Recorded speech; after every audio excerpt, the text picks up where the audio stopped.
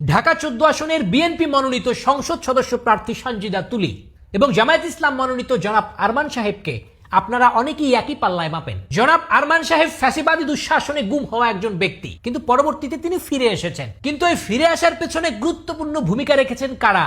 এই সানজিদা ইসলাম তুলিয়াপাড়া। এই তুলিয়াপার ভাই সুমন গুমের শিকার, আজও পর্যন্ত ফিরে আসেনি। এই তুলিয়াপা এবং তার পরিবারের মানুষ নিখোঁজ সুমনের হারিয়ে যাওয়ার ভার এখনো বয়ে বেড়াচ্ছেন। এই সুমন ভাই, আরমান সাহেব এবং যারা গুম হয়েছিল গত ফ্যাসিবাদের দুঃশাসনে, তাদের পরিবার যখন র্যাবের দুয়ারে দুয়ারে ঘুরে বেড়াইতো কিন্তু অভিযোগ দেওয়ার কোনো জায়গা ছিল না, সেই সময়কার এই গুম হওয়া পরিবারদেরকে সাথে নিয়ে আন্দোলন সংগ্রাম চালিয়ে আসছেন মায়ের ডাক সংগঠনের নাম দিয়ে এই সানজিদা ইসলাম তুলি। এই তুলিয়াপার নেতৃত্বে মায়ের ডাক সংগঠন নিখোঁজ হওয়া ব্যক্তিদেরকে খুঁজে বের করতে দিনের পর দিন, রাতের পর রাত অক্লান্ত পরিশ্রম করে অনেককে খুঁজে বের করতে পারছে, অনেককে পারে নাই। সুতরাং এই বিশাল পরিবারের একটি ক্ষুদ্রতম অংশের নাম হচ্ছে আরমান। আর এই পুরো পরিবারটাকে সাহস জুগিয়ে সামনের দিকে এগিয়ে নিয়ে যাওয়ার একটি আপসহীন নেতৃত্বের নাম হচ্ছে তুলি। কাজেই এই তুলিয়াপা আর আরমান সাহেবকে একই পাল্লায় মাপার কোনো সুযোগ নাই। অন্যদিকে জনাব আরমান সাহেব মানসিকভাবে ভারসাম্যহীন, তার যথেষ্ট চিকিৎসার প্রয়োজন।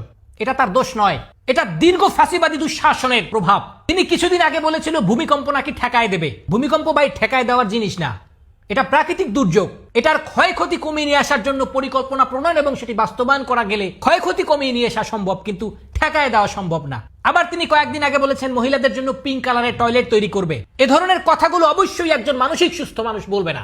অন্যদিকে তুলিয়াপাড়া আপসহীন সংগ্রাম কিন্তু এখনো চলমান। অবশ্যই আমরা আশা রাখি আপনাদের সমর্থন এবং সিদ্ধান্ত মোতাবেক তুলিয়াপা সংসদে যাবে। সর্বশেষ আমি আমার বিএনপির ভাইদের উদ্দেশ্য করে বলতে চাই, ধানের শীষ আপনার না, আমার না, তুলিয়াপার না, তুলিয়াপার বাপেরও না, ধানের শীষ জনাব তারেক রহমানের।